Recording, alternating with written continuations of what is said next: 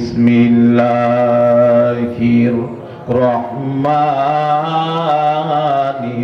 রহিম ফাকিমুস সালাতা ওয়া আতুজ যাকাতা ওয়া আতাসিমু বিল্লাহ হুয়া মাওলাকুম ফানি'মাল মাওলা ওয়া নি'মান নাসীর। যে অংশ আপনাদের সামনে, যে অংশ বিশেষ তেলাওয়াত করেছি, এর প্রথম দিক দিয়া আল্লাহ রাব্বুল আলামিন তিনটা কর্মসূচির ঘোষণা দিয়েছেন। কয়টা কর্মসূচি? শেষের দিক দিয়া তিনটা পুরস্কারের ঘোষণা দিয়েছেন। কে? আল্লাহ। তাহলে তিনটা কাজের যে ঘোষণা দিলেন, কাজগুলা কি আগে জানার দরকার আছে কি আছে না? এক নাম্বার, ফাকিমুস সালাতা, নামাজ কায়েম করতে হবে। কি কায়েম করতে হবে? নামাজ কায়েম কাকে বলে? নিজে নামাজ পড়ি, ছেলে নামাজ পড়ে না, মেয়ে নামাজ পড়ে না, বিবি নামাজ পড়ে না, এই নামাজকে নামাজ কায়েম বলে না। নিজেও নামাজ পড়তে হবে, বিবিকেও নামাজ পড়াইতে হবে, সন্তানকেও নামাজ পড়াইতে হবে, প্রতিবেশীকেও নামাজের দাওয়াত দিতে হবে। মসজিদ না থাকলে মসজিদ বানাইয়া নামাজ পড়া, আজান দেওয়ার লোক না থাকলে আজান দিয়া নামাজ পড়া, একামত দেওয়ার লোক না থাকলে একামত দিয়া নামাজ পড়া, এই নামাজকে নামাজ কায়েম বলে। আমরা তো নামাজ অনেকেই পড়ি, নামাজের মাধ্যমে আল্লাহর সাথে বান্দার কথা হয়। কি হয়? নামাজি বান্দা নামাজে দাঁড়ায় যখন বলে আলহামদু, কি বলে? আল্লাহ পাকের জবাবে বলে মানিল হামদু। নামাজি বান্দা নামাজে দাঁড়ায় যখন বলে লিল্লাহ, আল্লাহ রাব্বুল আলামিন বলেন এর জবাবে মানিল্লাহ। নামাজি বান্দা নামাজে দাঁড়ায় যখন বলে রব্বিল আলামিন, আল্লাহ পাকের জবাবে বলে মার রব্বুল আলামিন। নামাজি বান্দা নামাজে দাঁড়ায় যখন বলে আর রহমান, আল্লাহ রাব্বুল আলামিনের জবাবে বলে মানির রহমান। নামাজি বান্দা নামাজে দাঁড়ায় যখন বলে রহিম, আল্লাহ রাব্বুল আলামিন বলে মানির রহিম। উলামায়ে কেরাম ছাড়া আপনারা কিছু বুঝছেন না? যেই দেশে যেই ভাষায় যদি তাফসীর করা হয়, অর্থ করা হয়, তাহলে সহজে বোঝা যায়। কি বলেন ঠিক কি না? কি বলেন ঠিক কি না? নামাজি বান্দা নামাজে দাঁড়ায় যখন বলে আলহামদু, আল্লাহ রাব্বুল আলামিনের জবাবে বলেন বান্দা তুই কার প্রশংসা করস? নামাজি বান্দা বলে লিল্লাহ, আমি আমার আল্লাহর প্রশংসা করি। আল্লাহ রাব্বুল আলামিন বলেন আল্লাহ আবার কে? নামাজি বান্দা বলে রব্বিল আলামিন, আলামিন যিনি তিনি আমার আল্লাহ। মার রব্বুল আলামিন, আল্লাহ রব্বুল আলামিন বলেন মার রব্বুল আলামিন, আলামিন আবার কে? নামাজি বান্দা বলে আর রহমান, রহমান যিনি তিনি আমার আল্লাহ। সুবহানাল্লাহ। আমার আল্লাহর এক নাম রহমান। আল্লাহ রাব্বুল আলামিন বলে মানির রহমান, রহমান আবার কে? নামাজি বান্দা বলে আর রহমানির রহিম,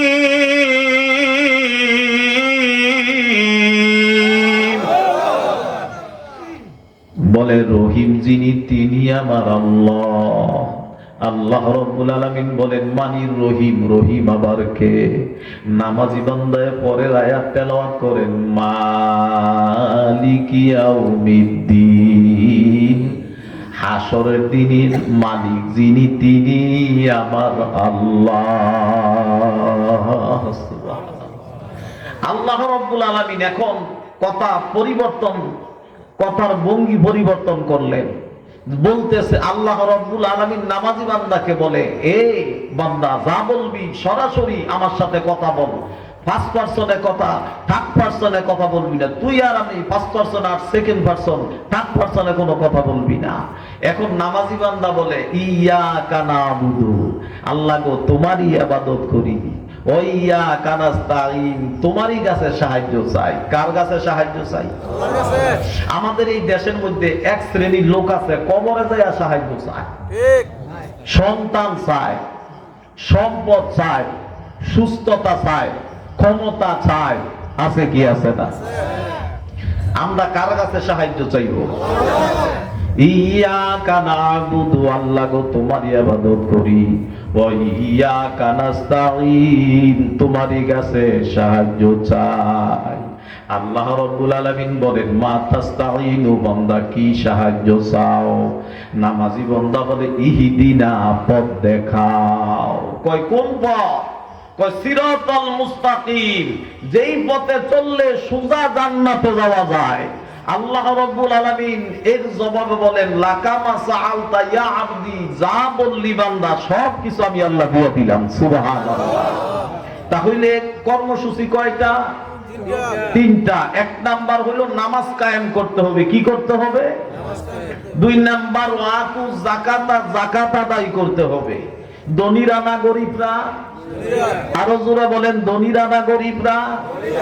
তিন নাম্বার ওয়াতাসিমু বিল্লাহ, আল্লাহর রুজ্জুকে মারির দাঁত দিয়া, কামড় দিয়া ধরতে হবে। আল্লাহর রুজ্জু অনেকে বুঝতে কষ্ট হইতাছে। আল্লাহর রশি, রশি বুঝেন? রশি মানে দড়ি, রশি দড়ি। তো শিক্ষিত সমাজে বলেন এইটার এক নাম, এটা হইল রশি। জনসাধারণ বলে আরেক নাম, এটা হইল দড়ি। কি বলেন? তো আল্লাহর রশি, রশি তো আবার অভাব নাই। পাটের রশি, প্লাস্টিকের রশি, আগ রশি, নয় রশি, রশির অভাব আছে?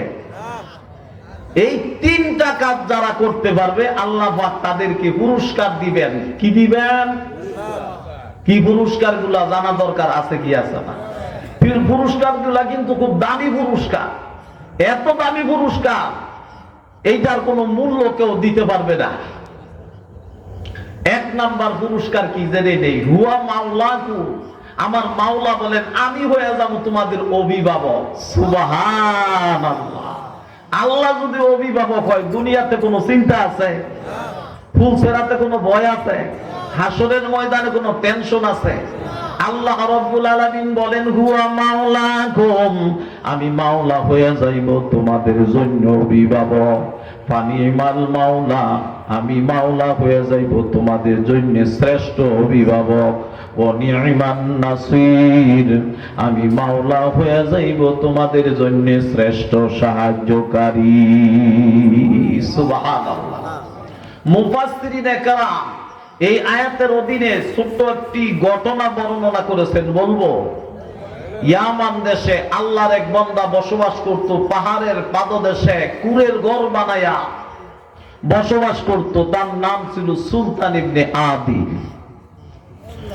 বন্ধুগণ, বসবাস করত, আল্লাহ পাকের বন্দেগী করত। কাজ কর্ম যদি করতে পারতো, বিনিময়ে যা পাইতো তা দিয়া চাউল ডাউল এনে তার সংসার চালাইতো। অসুস্থ যদি কখনো হয়ে যাইতো, 2 দিন 3 দিন 5 দিনও যদি ঘরের চুলায় আগুন না জ্বলতো, খুব খেয়াল করেন, ঘরের চুলায় যদি 3 দিন 5 দিন 10 দিনও আগুন না জ্বলতো, আল্লাহর বান্দা আল্লাহ পাকের বন্দেগী করা বন্ধ করতো না। ঘরে খানা থাকলো বন্দেগী করতো, নামাজ পড়তো, রোজা করতো, আল্লাহর হুকুম পালন করতো। ঘরে খানা না থাকলো আল্লাহর বান্দা সমপরিমাণে ইবাদত করতো, মোটেও কম করতো না। আমাদের সমাজে দেখা যায় অনেক মুসল্লি এরকম আছে নিয়মিত নামাজ পড়ে না, পকেট গরম, মসজিদের সামনের কাতারে। কি বলেন ঠিক কিনা? আর্থিক অবস্থা একটু দুর্বল, মসজিদের বারান্দায়ও আসে না। সাক্ষাৎ হইলে যদি বলা হয় ভাই তোমারে মসজিদ তো দেখি না, জবাব দেয় হাতের অবস্থা ভালো না, একটু পেরেশানিতে আছি, সেই জন্য মসজিদে যাই না। আছে কি আছে না? আল্লাহু আকবার। আল্লাহর বান্দা এত বুজুর্গ মানুষ। বন্ধুগণ, রাতের বেলা বিবির হক আদায় করিয়া, গোসল করিয়া, পবিত্র হইয়া জায়নামাজে দাঁড়াইয়া থাকতো। রাতের বেলা কোরআন পড়তো, আল্লাহর নামে জিকির করতো, সারাটি রাত আল্লাহ পাকের বন্দেগী করে কাটাইয়া দিত। এইভাবে দিনের পর দিন চলছে।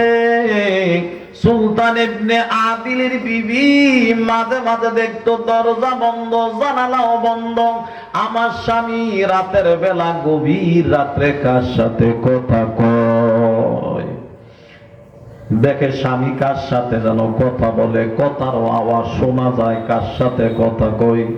বাতি জ্বালায়া দেখে দরজাও বন্ধ, জানালাও বন্ধ, কোনো মানুষ নাই, কিন্তু কথা কয় কার সাথে। একদিন, 2 দিন, 5 দিন, 10 দিন এই ঘটনা ঘটার পর একদিন স্বামীকে বলতেছে, প্রাণের স্বামী, মনে কিছু করবা না, গভীর রাত্রে তুমি কার সাথে কথা কও? বাতি জ্বালায়া দেখি দরজাও বন্ধ, জানালাও বন্ধ, কার সাথে তুমি কথা বলো? সুলতান ইবনে আদিল বলে, বিবি, আমি কথা বলি এমন এক ব্যক্তির সাথে যিনি আসমানের মালিক, যিনি জমিনের মালিক, যিনি চন্দ্র সূর্যের মালিক, যিনি রাত্র দিনের মালিক, যিনি আগুন পানি মাটি বাতাসের মালিক, জান্নাত জাহান্নামের মালিক, ওই আল্লাহর সাথে আমি কথা বলি। সুবহানাল্লাহ। বিবিকে বলতাছে, বিবি গো, আমি যদি মারা যাই কি দিয়া কাফনের ব্যবস্থা করবা? বিবি বলতেছে, স্বামী গো, আমার পরনে যে শাড়ি কাপড়টা আছে এইটা ছাড়া দ্বিতীয় কোনো শাড়ি কাপড় আমার ঘরে নাই। স্বামী গো, আপনি যদি মারা যান আমার শাড়ি কাপড় দিয়ে আপনার কাপড়ের ব্যবস্থা করব, জংলা থেকে লতা পাতা দিয়ে আমার ইজ্জত ডেকে রাখবো। স্বামী খুশি না বেজার? স্বামী বলতেছে, বিবি, তোমার শাড়ি কাপড় দিয়ে আমার কাপড়ের ব্যবস্থা করার দরকার নাই গো বিবি। আমি যদি মারা যাই আমার লম্বা যে পাঞ্জাবিটা আছে, জামাটা আছে, এইটা দিয়া কাপড়ের ব্যবস্থা করবা। মাথার দিকটা পায়ের দিকটা লতা পাতা দিয়া ডেকে রাখবা। বিবিকে বলতেছে, ও বিবি, আমি যদি রাতের বেলা মারা যাই, রাতের বেলা আমাকে দাফন করবা, দিনের বেলা দাফন করবা না। দিনের বেলা যদি মারা যাই গো বিবি, দিনের বেলা কাফন দাফন করবা, রাতের বেলা করবা না। বিবি বলতেছে, কে আপনি মারা গেলে আপনার জানাজা পড়াইবে? কে জংলা থেকে বাঁশ কাটবে? কে কবর খনন করবে? সুলতান ইবনে আদিল বলতেছে, এই যে দেখো মসজিদ, ওই মসজিদে আমি নামাজ আদায় করি। আমি যদি মারা যাই তুমি লাশের পাশে বসে থাকবা, আমার এতিম বাচ্চাদেরকে তুমি পাঠাইয়া দিবা মহল্লায়। এই কথা বলার পর বিবি বলতেছে, মহল্লার লোকেরা যদি জানাজা কমপ্লিট করার জন্য না আসে, বিকল্প কি ব্যবস্থা করব? আল্লাহর ওলি সুলতান ইবনে আদিল বলে, বিবি, দুনিয়ার সমাজের লোকেরা যদি আমার কাফন দাফন কমপ্লিট করতে না আসে রে বিবি, চিন্তার কোনো কারণ নাই। এই যে দেখো পাহাড়, আমার এতিম বাচ্চা 2 জনকে 2 হাতে ধরে পাহাড়ের চূড়ায় তুমি উঠে যাইবা। পাহাড়ের চূড়ায় উঠে আল্লাহকে ডাক দিবা, আল্লাহ, সমাজের লোকেরা কাফন দাফন করতে আসে না, তুমি তোমার বন্ধুর কাফন দাফনের ব্যবস্থা করিয়া দাও। আল্লাহ পাক ব্যবস্থা করতে পারবেন কি পারবেন না? কিছুদিন পর আল্লাহর ওলি সুলতান ইবনে আদিল রাতের প্রথম অংশে ইন্তেকাল করলেন। লাশের পাশে বিবি বসে সন্তানদেরকে পাঠায়া দিল, যাও এই সমাজের এই মসজিদে তোমার বাবার সাথে নামাজ পড়তা। মসজিদের ইমাম সাহেব, মুয়াজ্জিন সাহেব, খাদেম সাহেব, মসজিদ কমিটি, এলাকাবাসী সকলকে জানায়া দাও, রাতের বেলায় তোমার বাবার লাশের কাফন দাফন কমপ্লিট করতে হবে। বাচ্চারা বাবাকে হারায়া কান্না করতে করতে ওই মসজিদে চলে গেছে।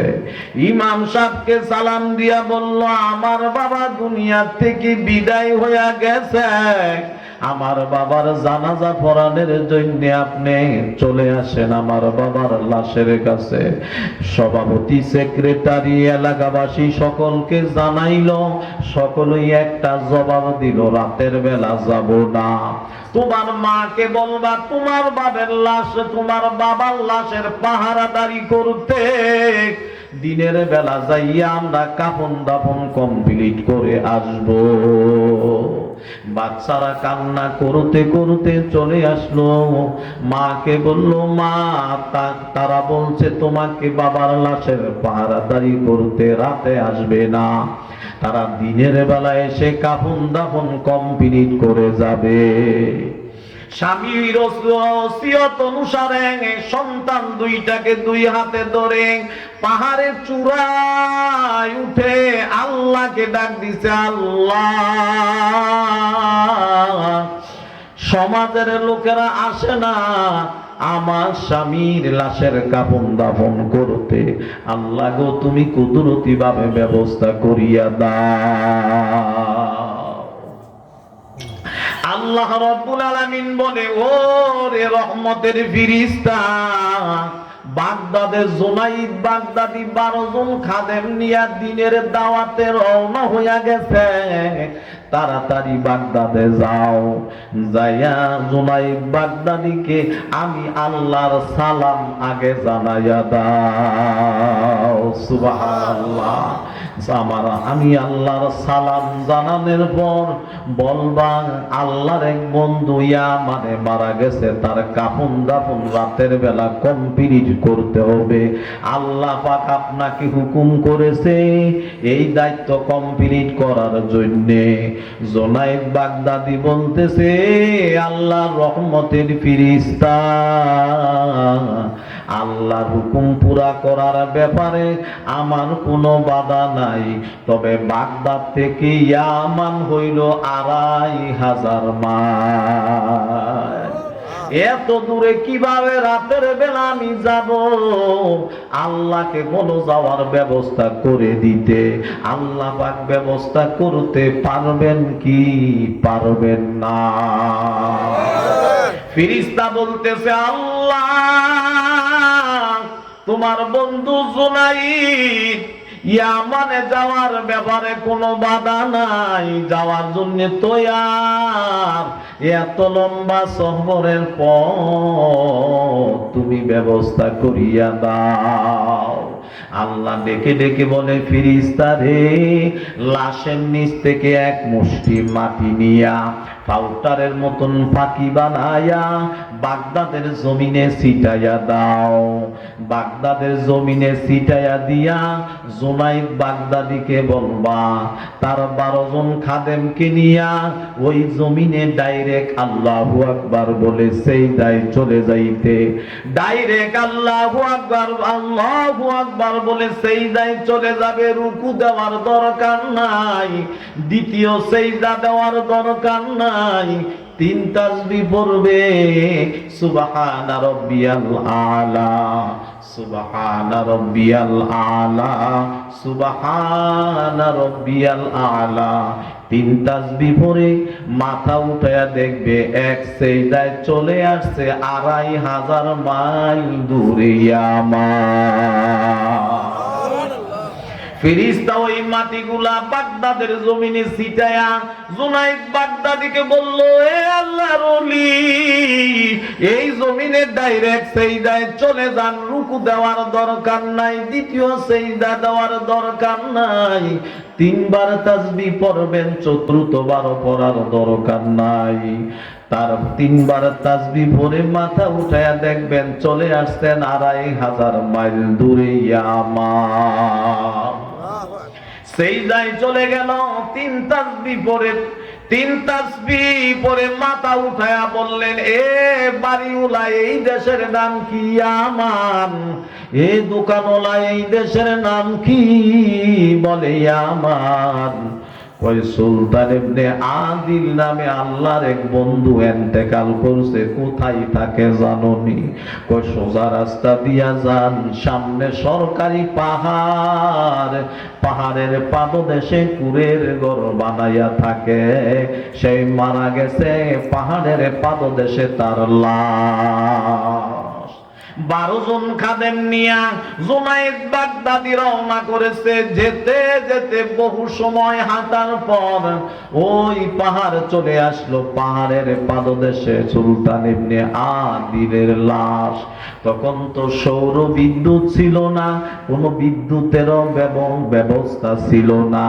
আল্লাহ এমন আলোর ব্যবস্থা করেছে, লাশের পাশে যদি একটা শুয়ে পড়ে থাকে তাও খুঁজে পাওয়া যাবে।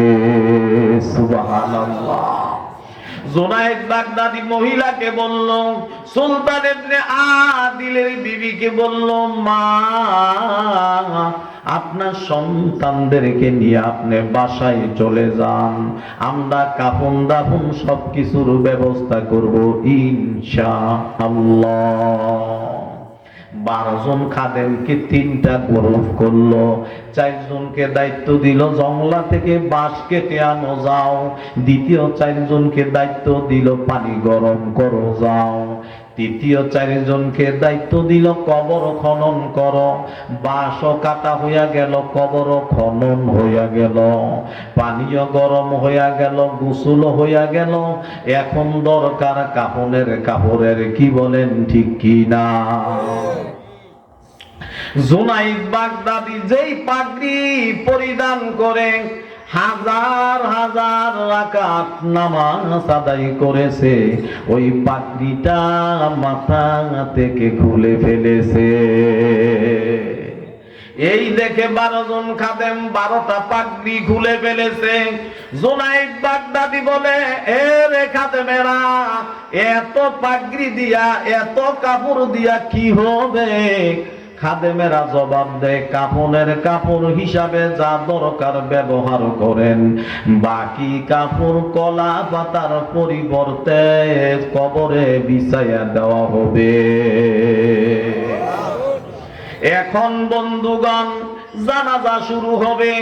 12 জন খাদেম পিছনে দাঁড়াইছে, ইমামতি করার জন্য সামনে দাঁড়াইছে জুনায়েদ বাগদাদি। সামনে লাশ রেখে এখন হাত উঁচু করেছে, জানাজা পড়াইবেন। বন্ধুগণ, 4 তাকবীরে জানাজা। আল্লাহু আকবার, আল্লাহু আকবার, আল্লাহু আকবার, আল্লাহু আকবার। আসসালামু আলাইকুম ওয়া রাহমাতুল্লাহ, আসসালামু আলাইকুম ওয়া রাহমাতুল্লাহ। জানাজা শেষ, কিন্তু তাদের জানাজা এখনো শেষ হয় নাই। হাত উঁচু করেছে তাকবীর বলার জন্য। আগন্তুক এক আল্লাহর বন্ধু এসে হাতের মধ্যে ধরে ফেলেছে, বলতেছে, জুনায়েদ বাবা, একটু পরে শুরু হবে জানাজা। এই যে দেখো ব্যাগ, এই ব্যাগের ভিতরে আসমানের মালিক আল্লাহ, তার বন্ধুর মাপের কাফনের কাপড় আল্লাহ আসমান থেকে পাঠাইয়া দিছে। আগে পড়াও, পরে শুরু হবে জানাজা। কেমন বুজুর্গ হলে আল্লাহ আসমান থেকে তার মাপের কাফনের কাপড় পাঠাইয়া দেয় রে বাবা। একটু দিলের কান্না দিয়া লক্ষ্য করে শুনি, দিলটারে নরম করে। বন্ধুগণ, লাশের আসমান থেকে যে কাপড় পাঠাইল আল্লাহ, ওই কাফনের কাপড় পরায়া এখন জানাজা পড়াইবেন। ওই আগন্তুক লোকটা বলতেছে, এ বাবা জুনায়েদ, মনে কিছু কইরো না, মুসল্লিদের সাথে তুমি দাঁড়ায়া যাও পিছনে, জানাজা পড়ানোর জন্য আল্লাহ আমাকে পাঠাইয়া দিছে। সুবহানাল্লাহ। পিছনে জুনায়েদ দাঁড়ায়া গেল, আগন্ত লোকটা বলতেছে, বাবা জুনাইদ, পিছনে তুমি মুসল্লিয়ানে কেরামদের সারিতে দাঁড়ায়া যাও, আল্লাহ আমাকে হুকুম করেছে জানাজার ইমামতি করার জন্য। সামনে দাঁড়াইয়া জানাজা কমপ্লিট করে ফেললেন। বন্ধুগণ ডাইনে বামে সালাম ফিরায়া বললেন, জুনাইদ ও বাবা, সুলতান ইবনে আদিলের সংসারে উপার্জন করার কেউ নাই, তার বিবি আছে, দুইটা ছোট্ট বাচ্চা আছে, কিভাবে তারা চলবে, তাদের সংসারে কিভাবে চলবে? সেই জন্য আল্লাহ এই ব্যাগের মধ্যে আসমান থেকে তাদের জন্য 12,000 স্বর্ণ মুদ্রা পাঠাইয়া দিছে। সুবহানাল্লাহ। লাশটা দাফন কইরা জুনাইদ রে সুলতান ইবনে আদিলের বিবির হাতে ব্যাগটা দিয়া বলবা, যখন যা প্রয়োজন ব্যাগের ভিতরে বিসমিল্লাহ বলিয়া হাত ঢুকাইয়া এনে খরচ করবা। এই টাকাটা অন্য ব্যাগে রাখবা না, অন্য পাত্রে রাখবা না, অন্য থলিতে রাখবা না, এই ব্যাগে ওই রাখবা, তাহলে বরকত নষ্ট হইয়া যাবে। অন্য ব্যাগে রাখলে এই ব্যাগে ওই রাখবা, যখন যা প্রয়োজন বিসমিল্লাহ বলিয়া হাত ঢুকায় এনে খরচ করবা। এই নিয়মে যদি খরচ করো, কিয়ামত পর্যন্ত খরচ করলো বেগের টাকা শেষ হবে না, হবে না, হবে না। আগন্ত লোকটা রওনা করেছে, চলে যাবে। জুনাইদ বাগদাদি হাতের মধ্যে খাপ করে ধরে ফেলছে, বলতেছে, হযরত মনে কিছু করবেন না, দুইটা প্রশ্নের জবাব না দিলে যেতে দিব না। কি রে বাবা জুনাইদ, তাড়াতাড়ি বল।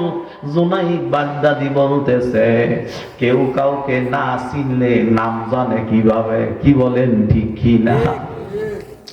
কেউ কাউকে না চিনলে নাম জানলে কিভাবে? বারবার আপনি আমারে জুনাইদ জুনাইদ বলে ডাকতেছেন, এই নামটা কে আপনারে জানাইলো? কই আমার আল্লাহ আমারে জানাইয়া দিছে। সুবহানাল্লাহ। কই আপনার নাম তো জানি না, আপনার পরিচয় না দিলে যেতে দিব না। কয় আমার নাম না বললে হয় না রে বাবা। কয় না, বলতেই হবে। কয় হয় না? কয় না, বলতেই হবে। কয় আমারে লোকেরা খিজির আলাইহিস সালাম বলে ডাকে। সুবহানাল্লাহ। কয় দ্বিতীয় প্রশ্নের জবাব না দিলে যেতে দিব না। কি রে বাবা জুনাইদ, দ্বিতীয় প্রশ্ন?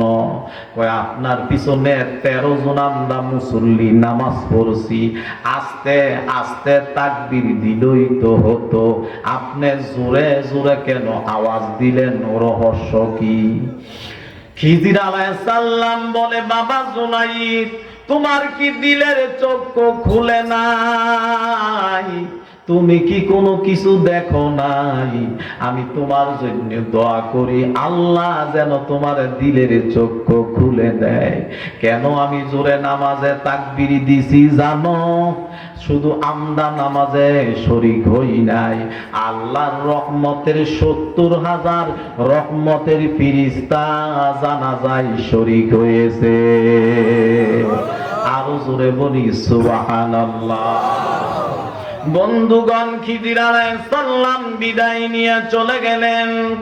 বন্ধুগণ, জুনাইদ বাগদাদি টাকার ব্যাগটা নিয়ে সুলতান ইবনে আদিলের বাড়িতে চলে আসছে। তার বিবিকে বলতেছে, মা, ও মা, আপনার স্বামীর কপাল কত ভালো, তার মাপের কাফনের কাপড় আল্লাহ আসমান থেকে পাঠাইয়া দিছে। তার জানাজা দুনিয়ার কোন সাধারণ মানুষ পড়ায় নাই, তার জানাজার নামাজে ইমামতি করেছে পয়গাম্বর খিজির আলাইহিস সালাম। কি এমন কাম করতো একটু যদি বলতেন। সুলতান ইবনে আদিলের বিবি বলতেছে, কে গো আপনি? কয় আমার বাড়ি বাগদাদে, আমার নাম জোনাইদ। কয় আমার স্বামীর কাছে শুনছি জগৎ বিখ্যাত অলি জোনাইদ আজকে আল্লাহ পরিচয় করায়া দিছে। আমার স্বামীর কারগুজারি শুনতে চান? আমার স্বামী পেটে খাবার না থাকলো নামাজ আদায় করতো, পেটে খাবার থাকলো নামাজ আদায় করতো, 24টা ঘন্টা দিনে রাতে মিলাইয়া প্রয়োজনীয় কথা সারা আল্লাহর নামে জিগির দিয়া জবানটা নড়তো। লা ইলাহা ইল্লাল্লাহ, লা ইলাহা ইল্লাল্লাহ, লা ইলাহা ইল্লাল্লাহ। আর কি করতো? রাতের বেলা আমি বিবির হক আদায় করিয়া গোসল করিয়া পবিত্র হইয়া যায় নামাজে দাঁড়াইয়া যাইতো, আল্লাহর বান্দা রাত ধরে নামাজ পড়তো, সেইদায় পড়িয়া আল্লাহর দরবারে কান্নাকাটি করতো, অনেক রাত্রে আল্লাহর সাথেও কথা বলতো। সুবহানাল্লাহ। আমরা এইখানে যারা চলে আসছি রে বাবা, দুনিয়াতে আসার সিরিয়াল আছে রে বাবা, যাওয়ার কিন্তু সিরিয়াল নাই। আগে আসে দাদা, তারপরে বাবা, তারপরে ছেলে, তারপরে নাতি, যাওয়ার সিরিয়াল নাই রে বাবা। অনেক বাবা সন্তানের লাশ কাঁধে করে, অনেক দাদা নাতির লাশ কাঁধে করে কবরস্থানের দিকে দৌড়া। আমি বয়ান করতেছি, আপনারা শুনতেছেন, হয়তোবা আমাদের মধ্য থেকে কারো নামের কাফনের কাপড় দোকানে জমা হইয়া গেছে, খবর নাই। হয়তোবা এরকমও শুনতে পারেন আমাদের মাহফিলের প্রধান বক্তা দুনিয়ার থেকে বলে বিদায় হইয়া গেছে। দিনের নবী, বিশ্ব নবী মুহাম্মাদুর রাসূলুল্লাহ সাল্লাল্লাহু আলাইহি ওয়াসাল্লাম, নবীজি ছোট্টবেলা শিশু নবী মুহাম্মদ সাল্লাল্লাহু আলাইহি ওয়াসাল্লাম বিকাল বেলা ময়দানে চলে যাইতেন বন্ধুদের খেলা দেখার জন্যে। খেলার শেষে আবার বাসায় ফিরে আসতেন। একদিন মনের মধ্যে প্রশ্ন, প্রতিদিন খেলার শেষে বন্ধুদের বাবারা এসে, পিতারা এসে নাম ধরে ধরে ডাক দেয়, আর আমার বন্ধুরা বাবার কোলে দৌড়ায়া উঠে, বাবা আমার বন্ধুদের গালে চুমু দেয়, বন্ধুরা তার বাবার গালে চুমু দেয়। তাদের বাবারা কাঁধে করে কুলে কইরা বন্ধুদেরকে বাড়িতে নিয়ে যায়। আমার কি বাবা নাই? আমাকে তো একদিনও মোহাম্মদ বলিয়া একটা ডাকও দিল না। আমেনা বলতেছে, ও বাচ্চারা ময়দান ছেড়ে চলে যাচ্ছ, আমার মুহাম্মদকে দেখছনি? কয় মুহাম্মদকে চিনি না। সুন্দর চেহারার একটা বাচ্চা ময়দানের কিনারায় বসে বাবা বাবা বলে কান্না করতেছে। আমেনার বাকি রইল না, একটা দৌড় দিছে, দৌড়ায়া যাইয়া ময়দানে শিশু নবী মুহাম্মদ সাল্লাল্লাহু আলাইহি ওয়াসাল্লামকে টান দিয়া কোলে উঠায়া বলতেছে, বাবা তোমার চোখের পানি দেখলে আমি সহ্য করতে পারি না, কেঁদো না রে বাবা, কান্না করো না। কেন কান্না করতেছো? প্রতিদিন না খেলা শেষে বন্ধুরাও চলে যায়, তুমিও খেলা দেখে বাড়িতে চলে আসো, আজকে কেন কান্না করতেছো? নবীজির চোখ দিয়া টপ টপ টপ টপ করিয়া পানি পড়তেছে। বলে, মা মনে কিছু করবা না গো মা, আমার বন্ধুরা খেলা শেষে বাবার কোলে উঠে বাড়ি যায়, বন্ধুদের বাবারা নাম ধরে ধরে ডাক দেয়, বন্ধুরা দৌড়ায় বাবার কোলে উঠে কাঁধে উঠে বাড়ি যায়। মা গো আমার কি বাবা নাই? আমার আমার বাবার কোথায় লুকায়া রাখছ? আমার বাবাকে আমি দেখতে মনে চাই, আমার বাবার কোলে উড়তে মনে চায়। আমেনার যেন কলিজা ফেটে যাবে। একটা দৌড় দিছে, বাড়িতে এসে বলতেছে শ্বশুরকে, আব্দুল মুত্তালিব শ্বশুরকে বলতেছে, আব্বা জান আপনার নাতি তার বাবাকে দেখতে চাইছে, অনুমতি যদি দেন। মদিনার পূর্বের নাম ছিল ইয়াসরেফ, ইয়াসরেফে নিয়ে যায়। অনুমতি দিলে উম্মে আয়মান দাসীকে নিয়া উটের উপর সওয়ার করে রওনা করেছে। লম্বা সফর পথ যেতে যেতে ইয়াসরেফে চলে গেছে। উটের উপর থেকে নিচে নেমে আমেনা বলতেছে, বাবা দুনিয়াতে তোমার বাবাকে তুমি দেখতে চাইছো রে বাবা। তোমার বাবা ব্যবসা করতে যাইয়া জ্বরে আক্রান্ত হইয়া অসুস্থ হইয়া মারা যায়। এই যে রে মুহাম্মদ, এই তোর বাবার কবর। আমি কতবার স্বামী স্বামী বলে কাঁদছি, তোর বাবা কোনো জবাব দেয় নাই। তুই আজকে বাবা বলে ডাক দে রে, আমি দেখব রে তোর বাবা কবর থেকে উঠে নি রে, তোরে কোলে লইনি। আমার নবী চোখ দিয়া টক টক করা পানি পড়ে শুরু হয়। নবী আমার ডাকে, বাবা কোনদিন দেখি নাই গো বাবা তোমার চেহারা, কোনদিন তোমার কোলে উঠি নাই ও বাবা। একবার কবর থেকে উঠো গো বাবা, একবার কবর থেকে উঠো,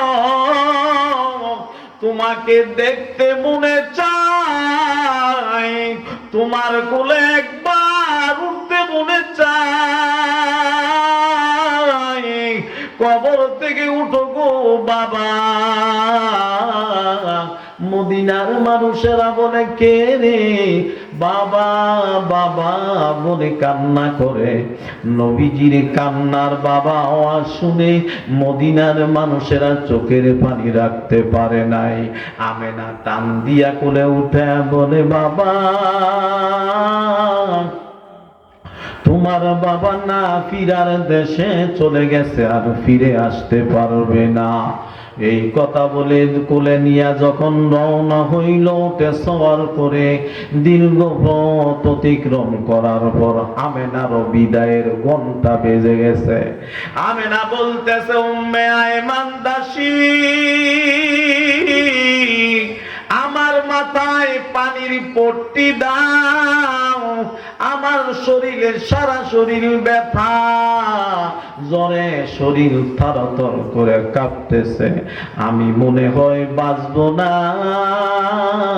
বিদায়ের ঘন্টা মনে হয় বেঁচে গেছে, বেঁচে গেছে। আমার মুহাম্মদকে আমার মাথার কাছে একটু বসায়া দাও। নবীকে যখন তার মার মাথার কাছে বসায়া দিছে, আমেনা বলে, বাবা আমার মনে তোমাকে নিয়ে বড় স্বপ্ন ছিল রে বাবা। এই স্বপ্ন মনে হয় পুরা হবে না, পুরা হবে না। এই কথা বলতে না বলতে আমেনা বিদায় হইয়া গেল। শিশু নবী মুহাম্মদ সাল্লাল্লাহু আলাইহি ওয়াসাল্লাম মায়ের মাথাটা টান দিয়া কোলে উঠায়া কাঁদেন আর বলেন, মা গো, বাবার কবর দেখতে আসলে তুমি চলে যাইবা, তা যদি আগে জানতাম গো মা, কোনদিন বাবার কবর দেখতে আসতাম না।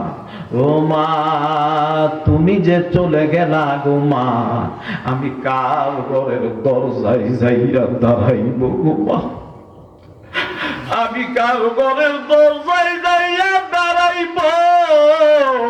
কে আমারে গোসল দিবে, কে আমারে খাওয়াইবে? আমি কার সাথে আমি ঘুমাইব,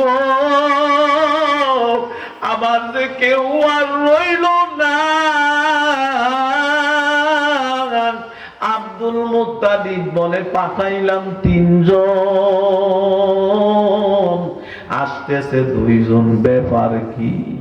কাছাকাছি আসার পর আপনার নবী আমার নবী উটের উপর থেকে লাফ মেরে নেমে দাদার গলাটা জড়াইয়া কাঁদেন আর বলেন, দাদা বাবার কবর দেখতে যাইয়া মাকেও হারিয়ে ফেলেছি গো দাদা, আমি কার দরজায় যাইয়া দাঁড়াইব? কে আমারে গোসল দিবে, কে আমারে খানা দিবে, কার সাথে ঘুমাইব? আমার যে দুনিয়ায় কেউ নাই। আব্দুল মুত্তালিব বলেন, নাতি রে ও নাতি, আমি যতদিন বেঁচে আছি তোমার কোনো চিন্তা নাই, তোমার কোনো ভয় নাই। বন্ধুগণ, এরকম অনেকে মা হারায়া বাবা হারায়া এতিম হইয়া গেছি, কি বলেন ঠিক কি না? বিশ্বনবী মুহাম্মদুর রাসূলুল্লাহ সাল্লাল্লাহু আলাইহি ওয়াসাল্লাম আম্মা জান খাদিজাকে বললেন, ও খাদিজা, সকাল সন্ধ্যা মাওলা পাকের জিকির করবার পূর্বে কবরের মুরাকাবা করিয়া নিও, চোখে যদি পানি না আসে রে খাদিজা, মাওলা পাইবা না। একদিন ফজরের নামাজের পর আম্মা জান খাদিজা কবরের মুরাকাবা করে হাউমাউ করিয়া কান্নার আওয়াজ,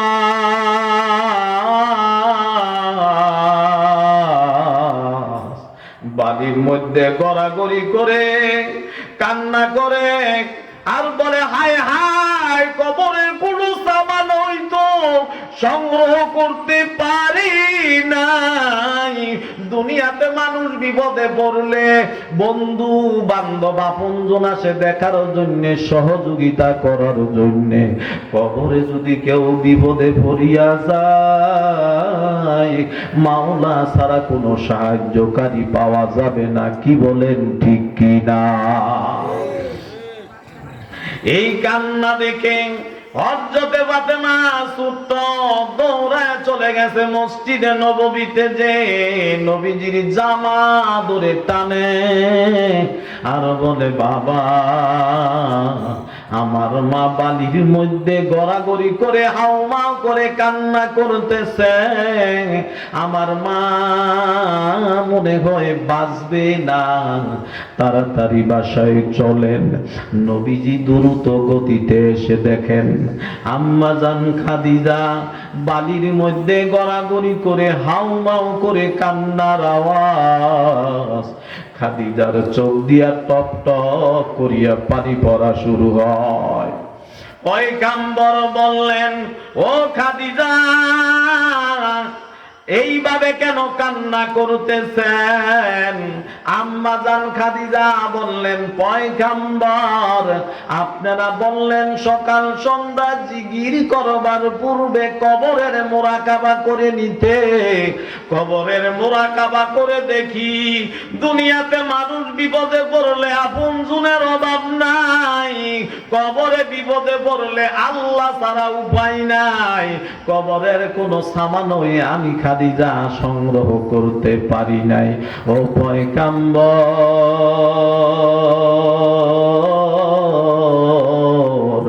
আমাকে বাধা দিবেন না, আমি খাদিজা চোখে পানি দিয়া কবরে যেতে চাই। পয়গম্বর বললেন, ও খাদিজা, আপনার চোখের পানি দেখে আমার কলিজার টুকরা ফাতেমা পেরেশান হইয়া গেছে, আপনি আর কান্না করবেন না, আমি আল্লাহ আপনার জন্য দোয়া করব, আল্লাহ যেন ক্ষমা করে দেয়। আম্মা জান খাদিজা বললেন, পয়গম্বর, দাম্পত্য জীবনে কোনোদিন কোনো কিছু আপনার কাছে আবদার করি নাই, কিছু ওসিয়ত করব, পুরা করবেন কিনা? পয়গাম্বর বললেন, আগে বলেন, শুনে নেই, তারপরে জবাব দিয়া দিব। আম্মা জান খাদিজা কান্না করে বলেন, পয়গাম্বর, আমি যদি মারা যাই গোসলের পর কাফনের কাপড়ের পূর্বে আপনার একটা জামা মুবারক পরাইয়া দিবেন। পয়গাম্বর বললেন, জানাজা কাফনের কাপড় তো পরানোই হবে, কেন আমার জামা আবার পরাইতে হবে? কাঁদেন আর বলেন, আম্মা জান খাদিজা বলেন, পয়গাম্বর, আপনার জবান থেকে শুনেছি মুদ্দারকে কবরে রাখার পর দুই পাশ থেকে কবরের মাটি এমন জোরে চাপ মারবে, এক পাশের হাড় অপর পাশের হাড়ের ভিতরে এইভাবে ঢুকে যাবে। আপনার বরকতি জামার বরকতে আল্লাহ বিপদ থেকে হেফাজত করতে পারেন। দ্বিতীয় ওসিয়ত, আপনি আমার জানাজা পড়াইবেন। 3 নাম্বার ওসিয়ত, কবরে রাখার পর মুনকার নাকির ফিরিস্তা বিকট চেহারা নিয়া জমিন থাকবে, জমিনে পা, আসমানে মাথা, চোখগুলা নীল নদের মতন হবে, চোখ দিয়ে আগুন বের হবে। বিকট চেহারা নিয়া যখন প্রশ্ন করবে, বয়ে হয়তো বা জবাব আমি সঠিকভাবে নাও দিতে পারি, আপনি আমার পক্ষ থেকে 3টা প্রশ্নের জবাব দিয়া দিবে। বন্ধুগণ, কিছুদিন পর আম্মা জান খাদিজার ইন্তেকাল। গোসলের পর নবীজির একটা বরকতি জামা মোবারক পরাইয়া, কাফনের কাপড় পরাইয়া, জানাজা কমপ্লিট করে আদায় করিয়া জানাজা পড়াইয়া কবরে দাফন করলেন। দাফন করে সাহাবায়ে কেরামরা চলে গেলেন, নবীজি যান না। ঘন্টার পর ঘন্টা হয়ে যাচ্ছে, রাত্রিও গভীর হয়ে যাচ্ছে, এখনো ফেরেশতারা আসে না। আল্লাহ পাক দেখেন কি দেখেন না? আল্লাহ পাক বলে, বন্ধু, বিবির মায়ায় কি কবর ছেড়ে যেতে মনে চায় না? পয়গাম্বর বললেন, আল্লাহ, আপনি তো আলিমুম বিজাতি সুদূর, দিলের খবর জানেন। আমার বিবি আমাকে ওসিয়ত করেছে কবরের 3টা প্রশ্নের জবাব তার পক্ষ থেকে আমি আদায় করে দেওয়ার জন্যে। ঘন্টার পর ঘন্টা চলে যাচ্ছে, রাত্রিও গভীর হয়ে যাচ্ছে, এখনো কেন মুনকার নাকির ফেরেশতা আসে না? আল্লাহ রাব্বুল আলামিন জবাব দিলেন, পয়গাম্বর, আপনার বিবি খাদিজা কবরের কান্না দুনিয়া তুই কেঁদে আসছে, আমি আল্লাহ এত খুশি, এত খুশি, আরশে আজিমের উপর থেকে খাদিজার 3টা প্রশ্নের জবাব আমি মাওলা আদায় করিয়া দিছি। আরো জোরে বলি সুবহানাল্লাহ। আসরের মধ্যে লা ইলাহা ইল্লাল্লাহ, লা ইলাহা, একটু জিকির করি, লা ইলাহা ইল্লাল্লাহ, লা ইলাহা ইল্লাল্লাহ, লা ইলাহা ইল্লাল্লাহ, লা ইলাহা ইল্লাল্লাহ,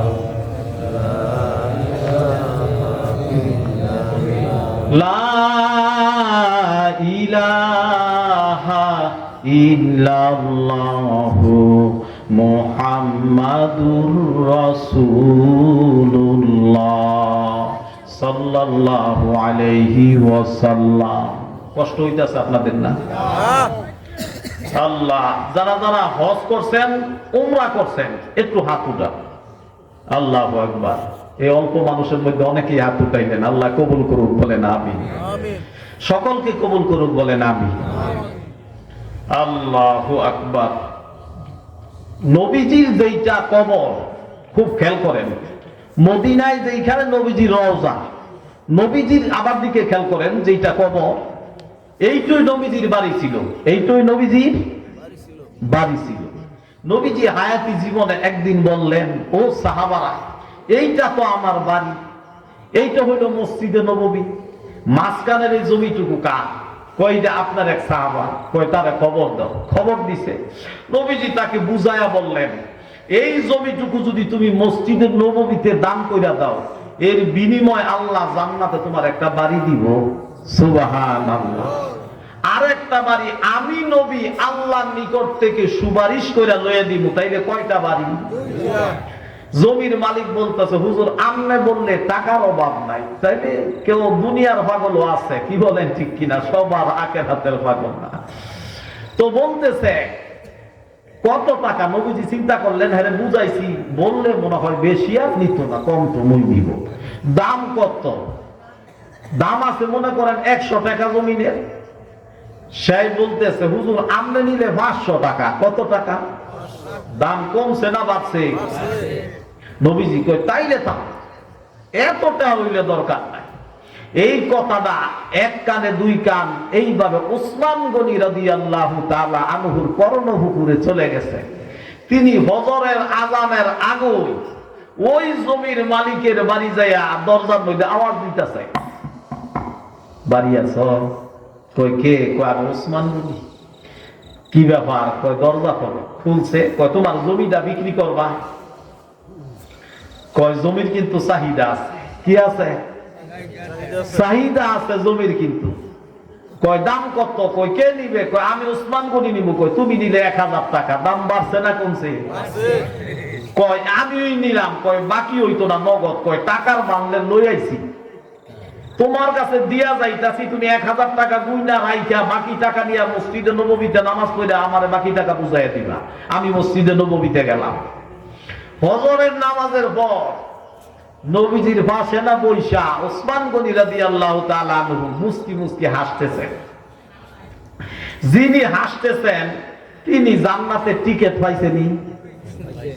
10 জন যে সাহাবায়ে কেরাম 10 জন যে জান্নাতের টিকিট পাইছে, এর মধ্যে একজন তিনি আছেননি। তারপরও চিন্তা কইরা দেখেন কেমন আল্লাহর পাগল। আল্লাহু আকবার। মুস্কি মুস্কি হাসতেছেন আর বলতেছেন, নবী গো, গতকালকে আপনি যে অফারটা দিছিলেন, এই জমিটুকু যারা মসজিদের নববীতে দান করবে, এর বিনিময় জান্নাতে আপনি একটা বাড়ি, আল্লাহ একটা বাড়ি তার জন্য বরাদ্দ করে দিব, আর একটা বাড়ি আপনি সুপারিশ করে লইয়া দিবেন। এর মধ্যে আপনি আছেন। নবী কই কে রে? আসি তো। কে দিব? হাসতেছে। কই তুমি? কই জি। কই কত টাকা কিনছো? কই 1000 টাকা। নবীজি সাথে সাথে হাত উঠায় বলতেছে, আল্লাহ উসমান গনির এই দানকে তুমি কবুল করো, এর বিনিময় জান্নাতে তার জন্য একটা বাড়ি বরাদ্দ করিয়া দাও, আমি আর একটা বাড়ি চাইতেছি, তাও তুমি কবুল করিয়া নাও। সাথে সাথে জিবরাইল আলাইহিস সালাম দ্রুত গতিতে চলে আইসা হাসতেছে। কই নবী সুসংবাদ নিয়ে আইছি। কই কি সুসংবাদ? কই এই জমিটুকু যে দান করছে, এর বিনিময়ে জান্নাতে তার জন্য আল্লাহ একটা বাড়ি বরাদ্দ কইরা দিয়েছে। সুবহানাল্লাহ। আরেকটা বাড়ি যে আপনি চাইছেন তার জন্য, তাও আল্লাহ কবুল কইরা দিয়েছে। কই তারপরও আরেকটা সুসংবাদ আছে। কই কি? কই যেই জমিটুকু দান করছে, এই জমিটুকু আল্লাহ জান্নাতের একটা অংশ হিসাবে কবুল কইরা নিছে। এই জন্য এই জমির এই জায়গাটার নাম হলো রিয়াজুল জান্নাহ। এই রিয়াজুল জান্নাহ যদি কেউ নামাজ পড়ে, দিনের নবী বলে গেছেন, সেই জন্য দুনিয়ার জমিনও থাইকা আল্লাহর জান্নাতই নামাজ আদায় করলো। আরো জোরে বলি সুবহানাল্লাহ। সুলাইমান আলাইহিস সালামের নাম শুনছেন? ওনার বাবার নাম ছিল দাউদ আলাইহিস সালাম। এই উঠু না করি তো দাউদ আলাইহিস সালাম এরকম, আপনাকে যেমন আমি বুঝাইতেছি এরকম বুঝাইতেছে, সমস্ত নবী রাসূলই তো উম্মতকে বুঝাইতেন। কি বলেন ঠিক কিনা? আজরাইল আলাইহিস সালাম মানুষের সুরত ধরে, খুব খেয়াল করবেন, ছোট্ট হইলেও এখানে এক শিখার জিনিস আছে। তো আজরাইল আলাইহিস সালাম মানুষের সুরত ধরে দাউদ আলাইহিস সালামের পাশে বইসা বয়ান শুনতেছে, আর এক যুবকের দিকে বারবার তাকাইতেছে। নবী রাসূলরা তো আর বোকা না, কানে কানে বলতেছে, ভাই আজরাইল অমুক যুবকের দিকে তুমি বারবার যে তাকাইতেছো, আমি দেখতেছি, কারণ কি? এই যুবকের কয়েক মিনিট পর রূহ কবজ হইয়া যাইব, কয়েক মিনিট পর জান কবজ হইয়া যাইব। এই কথা শোনার পর পয়গম্বর দাউদ আলাইহিস সালাম ছোট্ট কইরা দোয়া কইরা সবাইকে ছুটি দিয়া দিল। আজকের মতো সবাই যার যার বাড়ির দিকে, কাজের দিকে যাচ্ছে। যুবকও যাইতেছে, যুবকের সামনে একজন ভিক্ষুক সামনে পড়ে গেল। ভিক্ষুক বলতেছে, ভাই যুবক, আজ 3 দিন পর্যন্ত আমার পেটে খাবার নাই, খাবারের কোনো ব্যবস্থাই করতে পারি নাই, তুমি আল্লাহর রাস্তে কিছু দান করো। যুবক হিসাব সারা পকেটের ভিতরে হাত ঢুকাইয়া হাতে যা টাকা উঠছে হিসাব সারা ওই ভিক্ষুককে দান করে দিছে। সুবহানাল্লাহ। ওই মুসাফিরকে যখন দান করে দিছে, মুসাফির টাকা পাইয়া তার জন্য দোয়া করছে, আল্লাহ তার উমরে বরকত দাও, মানে তার হায়াতে বরকত দাও। আল্লাহ তার দোয়া কবুল করছে। সময় মতো আজরাইল আলাইহিস সালাম হাত বাড়াইছে রূহ কবজ করার জন্য। আল্লাহ কয় হাত পিছনে নিয়ে যাও। কয় আল্লাহ সময় তো শেষ, এখন তার রূহ কবজ হইব। কয় তুমি তো খবর জানো না। এক ভিক্ষুক আইছা তার কাছে হাত পাচ্ছে, হে 6 টাকা দান করছে। কয় টাকা? যে দান করছে তার কাছে হিসাব না থাকলেও তার মালিকের কাছে হিসাব আসেনি। তো বলতেছে সেই 6 টাকা দান করছে, আর ভিক্ষুক তার জন্য হায়াতের দোয়া করছে, আল্লাহ তুমি তার হায়াতে বরকত দাও, আমি তার দোয়া কবুল করছি। সেই দান করছে 6 টাকা, আমি 60 বছরের হায়াত বাড়াইয়া দিছি। তুমি 60 বছর পরে দেখা করো, এর আগে আর যাইও না। সুবহানাল্লাহ, সুবহানাল্লাহ। দান খারাপ, পকেট ভরা টাকা থাকলেও দান করতে পারে না কেউ। আল্লাহ যদি কবুল না করে, এই সমাজে যত মানুষ ছিল সকলেই যদি আসতো, এই প্যান্ডেল এলাকায় জায়গা দেওয়া সম্ভব ছিল না। আরেকটা বিষয় বলতে চাই, খুব খেয়াল করবেন। অনেক জায়গায় কালেকশন যখন হয়, অনেকে নারায় তাকবীর দিয়া দিতে চায়, অনেকে কয় না, ডাইন হাতে দিব বাম হাতে যেন খবর না পায়, ডাইন হাতে দিব বাম হাতে যেন খবর না পায়। সহিহ হাদিস। এইটাও আমি মানি, ডাইন হাতে দিলে যেন বাম হাতে খবর না পায়। এরকম যদি হয় মাইকুলই তো বিদায় করম যাইতো না। কিন্তু সূরা আলী ইমরানে আল্লাহ পাক আয়াত নাজিল করে জানায়া দিবেন, ইবাদতের ব্যাপারে প্রতিযোগিতা করো। নামাজও ইবাদত, রোজাও ইবাদত, দান খেরাতও ইবাদত। তুমি ইবাদতের ব্যাপারে প্রতিযোগিতা করো। নিয়ম যদি থাকে এরকম, আমি যদি দেই 10,000 টাকা, আরেকজনে যদি দেয় 10,000 টাকা, আরেকজনে যদি দেয় 5,000 টাকা, আরেকজনে যদি দেয় 5,000 টাকা, আরেকজনে যদি দেয় 3,000 টাকা, তাইলে এরকম করে দিলে আল্লাহর ঘরের অসম্পূর্ণ কাজগুলা সম্পূর্ণ হয়ে যাবে। নিয়ত যদি এরকম থাকে, আমার মাওলা বলেন সূরা আলী ইমরানে যে এই গোপন দানের চাইতে প্রকাশ্য দানে কোটি কোটি গুণে বেশি সওয়াব। সওয়াব আপনাকে বেশি দরকার না কম দরকার? আরেকটা বিষয় শুনেন, সকলকে আল্লাহ হাজার হাজার টাকা লাখ লাখ টাকা দান করার তৌফিক দেয় নাই। গরিবও আছে, ধনীও আছে। কি বলেন, ঠিক কিনা? আল্লাহর নবী বলেন, গরিব যারা, ধনীরা দান করব, গরিব যারা তোমরা প্যান্ডেলের নিচে সামিয়ানার নিচে বসে বসেও যদি তুমি আফসোস করো, আমার যদি থাকতো আমিও দান করতাম, আমার যদি থাকতো আমিও দান করতাম, ওই ব্যক্তি লাখ লাখ টাকা দান করে যেই সওয়াব পাইলো, তুমি এইখানে বৈশা থাইকা সমপরিমাণ সওয়াব পাইলা। সুবহানাল্লাহ। আস্তাগফিরুল্লাহ রাব্বি মিন কুল্লি যামবিন ওয়া আতুবু ইলাইহি লা হাওলা ওয়ালা কুওয়াতা ইল্লা বিল্লাহিল আলিয়্যিল আযীম। আমরা দুরূদ ইব্রাহিম একবার পড়ে দিই। আল্লাহুম্মা সাল্লি আলা মুহাম্মাদ ওয়া আলা আলি মুহাম্মাদ কামা সাল্লাইতা আলা ইব্রাহিম ওয়া আলা আলি ইব্রাহিম ইন্নাকা হামিদুম মাজিদ। আল্লাহুম্মা বারিক আলা মুহাম্মাদ ওয়া আলা আলি মুহাম্মাদ কামা বারাকতা আলা ইব্রাহিম ওয়া আলা আলি ইব্রাহিম ইন্নাকা হামিদুম মাজিদ। গত বছর এই মাহফিলের দিনে যারা ছিলেন, আজকের এই দিনে অনেকে কবরস্থ হয়ে গেছে। আগামী বছর হয়তো আমরা অনেকেই থাকবো না। যারা চলে গেছে তাদের জন্য আমরা দোয়া করব। যারা আমরা বেঁচে আছি আমরা সকলেই সকলের জন্য দোয়া করব। আমাদের মধ্যে যারা অসুস্থ, আমাদের আপনজনদের মধ্যে যারা অসুস্থ, তাদের জন্য আমরা দোয়া করব। দোয়ার সময়টা আমরা যদি কষ্ট না হয়, শারীরিক সমস্যা থাকলে যেইভাবে বৈশা পারেন দোয়ায় শরীক হইবেন। আর যদি শরীর সুস্থ থাকে তাইলে দোয়ার সময়টা নামাজের সুরতে বসতে পারলে বেশি ভালো হয়। সুন্নত জিন্দা হইল, আল্লাহ খুশি হইল।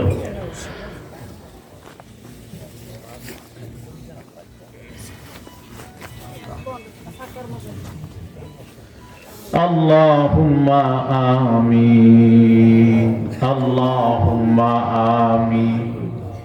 আলহামদুলিল্লাহি রাব্বিল আলামিন ওয়াল আকিবাতু লিল মুত্তাকিন ওয়াসসালাতু ওয়াসসালামু আলা সাইয়্যিদিল আমবিয়া ওয়াল মুরসালিন وعلى آله وصحابه أجمعين.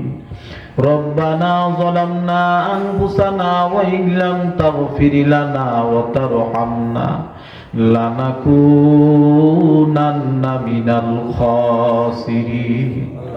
ربنا آتنا في الدنيا حسنة وفي الآخرة حسنة وقنا عذاب النار. اللهم حاسبني حسابا يسيرا. اللهم حاسبني حسابا يسيرا. اللهم أعني على ذكرك وشكرك وحسن عبادتك. اللهم إنك عفو تحب العفو فاعف عنا. اللهم اجعلني في عيني صغيرا وفي أعين الناس كبيرا. ও দয়ার মালিক, মাওলা মেহেরবান, মহিয়ান গরিয়ান, সর্বশক্তিমান মালিক, আয় আল্লাহ, পিরিজপুর দক্ষিণ পাড়া মিয়াবাড়ি জামে মসজিদের উদ্যোগে আয় আল্লাহ 17তম আয় আল্লাহ রব্বুল আলামিন বার্ষিক তাফসীরুল কোরআন মাহফিল মোনাজাতের মাধ্যমে শেষ হয়ে যাইতেছে গো আল্লাহ। এই তাফসীরুল কোরআন মাহফিলের আয়োজন যারা করেছে, টাকা পয়সা দিয়া, শ্রম দিয়া যারা সহযোগিতা করেছে, কবুল করিয়া লও আয় আল্লাহ। অনেকে মা হারাইয়া, বাবা হারাইয়া এতিম, অনেকে ভাই বোন হারাইয়া অসহায় হইয়া গেছে আল্লাহ। আয় আল্লাহ, মা বাবার কবরের দরজার জান্নাতের দরজা তুমি এক করিয়া দাও আয় আল্লাহ। মা বাবা যেই ঘরে ঘুমাইতো ওই ঘরটা এখনো আছে, মা বাবা দুনিয়ায় নাই। মা বাবার কবরের দরজার জান্নাতের দরজা তুমি এক করিয়া দাও আল্লাহ। আয় আল্লাহ, আমার রুবল ভাইয়ের বেগম সাহেবা দুনিয়া থেকে বিদায় হয়ে গেছে আল্লাহ। আয় আল্লাহ, ও একটা সন্তানও বিদায় হয়ে গেছে গাড়ি অ্যাক্সিডেন্টে, আরো 2 জন যুবক আয় আল্লাহ দুনিয়া থেকে বিদায় হয়ে গেছে আল্লাহ। তুমি তাদেরকে শহীদের মর্যাদা দান করিয়া দিও আল্লাহ। আয় আল্লাহ, তাদেরকে তুমি মাফ করিয়া দিও আল্লাহ। আয় আল্লাহ, রুবেল ভাইয়ের মাতৃকুল পিতৃকুল, মা বাবা দাদা দাদি নানা নানি শ্বশুর শাশুড়ি ভাই বেড়াদর আপনজন আয় আল্লাহ অন্ধকার কবরে যারা মাফ করিয়া দাও। আয় আল্লাহ, রুবেল ভাই এই তাফসীরুল কোরআন মাহফিলের জন্য জানকে সেদা করে দিচ্ছে আল্লাহ। আয় আল্লাহ, আমার রুবেল ভাইকে খালেদ বিন ওলীদের মতন কবুল করিয়া লও আল্লাহ। আয় আল্লাহ, আজকে যারা নগদে বাকিতে টাকা দান করছে আয় আল্লাহ সকলের দান তুমি কবুল করিয়া আল্লাহ। ও দয়ার মালিক আল্লাহ, আমরা যারা হাত তুলেছি শয়তানের দোকায়, নফসের দোকায় যত গুনাহ করেছি সমস্ত গুনাহ কাটা আয় আল্লাহ তুমি ক্ষমা করিয়া দাও। আয় আল্লাহ রব্বুল আলামিন, আমাদেরকে তুমি কবুল করিয়া লও আল্লাহ। যুবক ভাইদেরকে খালেদ বিন ওলীদের মতন কবুল করিয়া নাও। বুড়া বাবাদেরকে হযরতে আবু বকরের নাই কবুল করিয়া নাও। পর্দার আড়ালের মা গো, নতুন শাড়ি পইরা স্বামীর ঘরে আনছো গো মা, সাদা কাপড়ের প্যাকেট বানাইয়া কবরে নিয়ে যাবে গো মা। তোমার মা বাবা তো চলে গেছে গো মা, তাদের জন্য দোয়া করো গো মা। আম্মা জান খাদিজা, আম্মা জান আয়েশার উত্তরসূরি মা বোনদেরকে তুমি বানাইয়া দিও গো আল্লাহ। আয় আল্লাহ, পিরিজপুরের আয় আল্লাহ, পিরিজপুর দক্ষিণ পাড়া মিয়াবাড়ি আয় আল্লাহ রব্বুল আলামিন, যারা কবরস্থ হইয়া গেছে মাফ করিয়া দাও আল্লাহ। আয় আল্লাহ পিরিজপুরে আয় আল্লাহ কবরস্থ যারা সকলকে তুমি ক্ষমা করিয়া দাও। আয় আল্লাহ যারা বেঁচে আছে পিরিজপুরবাসী তাদেরকে তুমি কবুল করিয়া লও, তাদের ব্যবসা বাণিজ্যের চাকরিতে তুমি বরকত দিয়া দাও আল্লাহ। ও দয়ার মালিক, যে হাত তোমার দরবারে উঠাইছি এই হাত দিয়া বারবার কাবার গিলাফ ধরার তৌফিক দিয়ে দিও আল্লাহ। আয় আল্লাহ আমার বাবা অসুস্থ, টেলিফোন করছে ঢাকা থেকে, কাপাসিয়া মাহফিলে যাওয়ার পথে বাবা আমারে দেখে যাইও। আয় আল্লাহ রাস্তাঘাটে যানজটের কারণে বাবাকে দেখতে পারি নাই। আয় আল্লাহ অসুস্থ অবস্থায় আছে, আল্লাহ আমার বাবাকে তুমি সুস্থতা দান করিয়া দাও আল্লাহ। আমার মা অসুস্থ, সুস্থতা দান করিয়া দাও। আয় আল্লাহ পিরিজপুরবাসীকে তুমি মাফ করিয়া দাও। এই মসজিদের কমিটি সভাপতি, সেক্রেটারি সকলকে তুমি মাফ করিয়া দাও। সভাপতি সাহেব অসুস্থ, সুস্থতা দান করিয়া দাও। ওনার আব্বা আম্মা, দাদা দাদি, নানা নানি সকলকে তুমি মাফ করিয়া দাও আল্লাহ। মসজিদ কমিটি ভাইদের হায়াত ভিক্ষা চাই, হায়াত লম্বা করিয়া দাও আল্লাহ। দুনিয়াতে আসার সিরিয়াল আছে, যাওয়ার সিরিয়াল নাই।